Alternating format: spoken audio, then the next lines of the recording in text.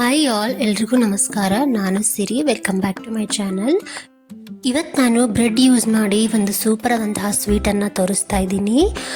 ನೀವು ಆ ಸ್ವೀಟನ್ನು ನೋಡಿದರೆ ಅದನ್ನು ಬ್ರೆಡ್ಡಿಂದ ಮಾಡಿದ್ರೆ ಅಂತ ಹೇಳೋಕ್ಕೆ ಆಗಂಗಿಲ್ಲ. ನಿಜವಾಗ್ಲೂ ಮನೇಲಿ ನಾವು ಎಷ್ಟೋ ಸಾರಿ ಬ್ರೆಡ್ ತಂದು ಹಾಗೆ ಕೆಡಿಸಿ ಹಾಗೆ ಚೆಲ್ಬಿಟ್ಟಿರ್ತೀವಿ. ಅದರ ಬದಲಾಗಿ ಯಾವಾಗಾದರೂ ಉಳಿದಿರೋ ಬ್ರೆಡ್ನಿಂದ ಈ ಥರ ಸ್ವೀಟ್ನ ಟ್ರೈ ಮಾಡಿ ನೋಡಿ. ಮನೆಯಲ್ಲಿ ಮಕ್ಕಳಿದ್ರಂತೂ ಅವರಿಗೆ ತುಂಬಾ ಇಷ್ಟ ಆಗುತ್ತೆ. ಬನ್ನಿ ಹಾಗಿದ್ರೆ ಬ್ರೆಡ್ನಿಂದ ಯಾವ ಥರ ಸ್ವೀಟ್ನ ಮಾಡ್ಬೋದು ಅಂತ ನೋಡೋಣ. ನಾನಿಲ್ಲಿ ಒಂದು 5ರಿಂದ 6 ಬ್ರೆಡ್ ತೊಗೊಂಡಿದ್ದೀನಿ. ಅದರದ್ದು ಸುತ್ತಲೂ ಇರುತ್ತಲ್ಲ ಅದನ್ನೆಲ್ಲ ತೆಕ್ಕೊಳ್ತಾ ಇದ್ದೀನಿ. ಬರೀ ಮಧ್ಯದ ಮಾತ್ರ ತೊಗೊಂಡಿದ್ದೀನಿ.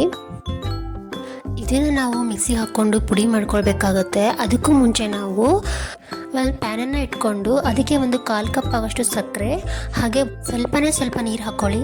ಲೋ ಫ್ಲೇಮಲ್ಲಿ ಅದನ್ನು ಚೆನ್ನಾಗಿ ಕೈ ಆಡಿಸ್ಕೊತಾ ಇರಬೇಕಾಗತ್ತೆ.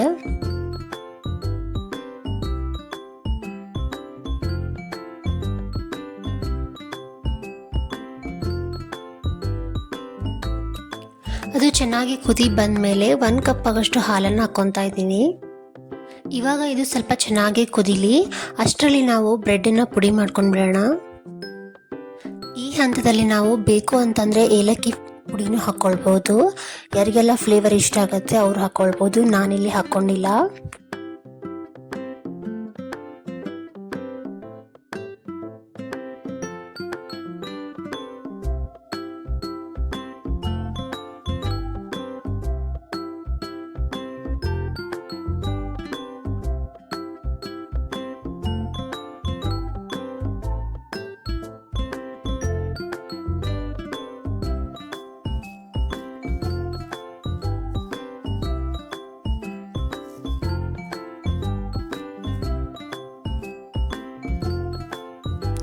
ನೋಡಿ, ಇವಾಗ ಇದು ಪುಡಿ ಆಗಿದೆ. ಈ ಬ್ರೆಡ್ ಪುಡಿಯನ್ನು ನಾವೀಗ ಕುದಿತಿರೋ ಹಾಲಿನಲ್ಲಿ ಹಾಕ್ಕೊಂಡು ಚೆನ್ನಾಗಿ ಮಿಕ್ಸ್ ಮಾಡ್ಕೊಳ್ಬೇಕು.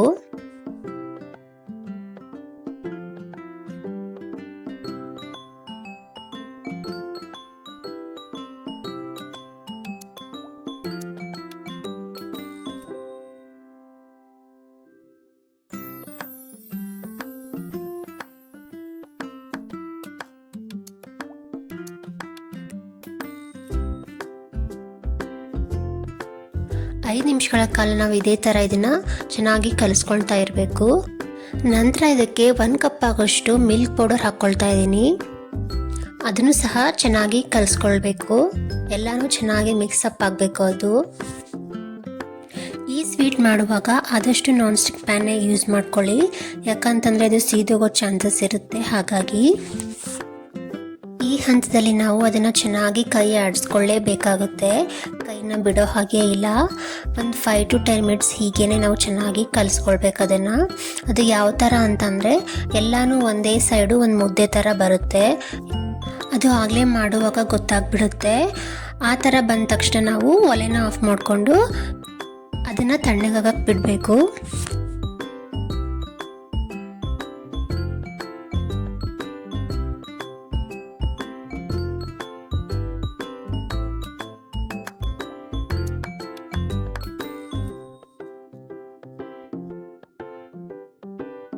ನೋಡಿ, ಇವಾಗ ಚೆನ್ನಾಗಿ ಬಂದಿದೆ. ಎಲ್ಲನೂ ಒಂದೇ ಕಡೆ ಬಂದು ಒಂದು ಮುದ್ದೆ ಥರ ಬಂದಿದೆ. ಇವಾಗ ನಾವು ಗ್ಯಾಸ್ ಆಫ್ ಮಾಡಿಕೊಂಡು ಅದನ್ನು ಆರೋಕ್ಕೆ ಬಿಡಬೇಕಾಗುತ್ತೆ. ಅದನ್ನು ಒಂದು 15 to 20 ಮಿನಿಟ್ಸ್ ಆರಕ್ಕೆ ಬಿಟ್ಟಿದ್ದೆ. ಇವಾಗ ಅದು ತಣ್ಣಗಾಗಿದೆ. ಈಗ ನಾನು ಅದರಿಂದ ಉಂಡೆಗಳನ್ನು ಕಟ್ಕೊತೀನಿ. ಕೈಗೆ ಸ್ವಲ್ಪ ತುಪ್ಪನ ಸವರ್ಕೊಂಡು ಉಂಡೆಯನ್ನು ಮಾಡ್ತಾ ಇದ್ದೀನಿ. ನಾನು ಇಲ್ಲಿ ಚಿಕ್ಕದಾಗೆ ಮಾಡ್ಕೊತಿದ್ದೀನಿ. ಮಕ್ಕಳಿಗೆ ಅಂತ ಚಿಕ್ಕದಾಗೆ ಮಾಡಿದರೆ ಅವ್ರು ತುಂಬ ಇಷ್ಟಪಟ್ಟು ತಿಂತಾರೆ. ಹಾಗೆ ಇನ್ನೊಂದು ಕೇಳಿದರೂ ಸಹ ಕೊಡ್ಬೋದು, ವೇಸ್ಟ್ ಆಗೋದಿಲ್ಲ. ನಾವು ದೊಡ್ಡದು ಮಾಡಿಕೊಟ್ಬಿಟ್ರೆ ಅವರು ಅರ್ಧ ತಿಂದು ಅರ್ಧ ಹಾಗೆ ಉಳಿಸ್ಬಿಡ್ತಾರೆ. ವೇಸ್ಟ್ ಸಹ ಆಗುತ್ತೆ. ಅವ್ರಿಗೆ ಜಾಸ್ತಿ ಕೊಟ್ಟರೆ ಅದು ಸೇರೋದಿಲ್ಲ. ಅದೇ ಸ್ವಲ್ಪ ಕೊಟ್ವಿ ಅಂತ ತಿಳ್ಕೊಳ್ಳಿ, ಇನ್ನೊಂದು ತಿನ್ನಬೇಕು ಅನಿಸುತ್ತೆ ಅವ್ರಿಗೆ. ಆಗ ಅದ್ರ ಮೇಲೆ ಇವಾಗ ಒಂದೊಂದು ಗೋಡಂಬಿ ಇಟ್ಕೊತಿದ್ದೀನಿ, ಚೆನ್ನಾಗಿ ಕಾಣಲಿ ಅಂತ ಅಷ್ಟೇ.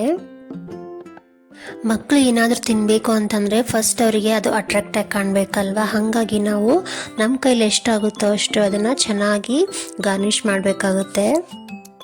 ನೋಡಿದ್ರಲ್ಲ ಬ್ರೆಡ್ಡಿಂದ ಯಾವ ಥರ ಸ್ವೀಟ್ ಮಾಡೋದು ಅಂತ.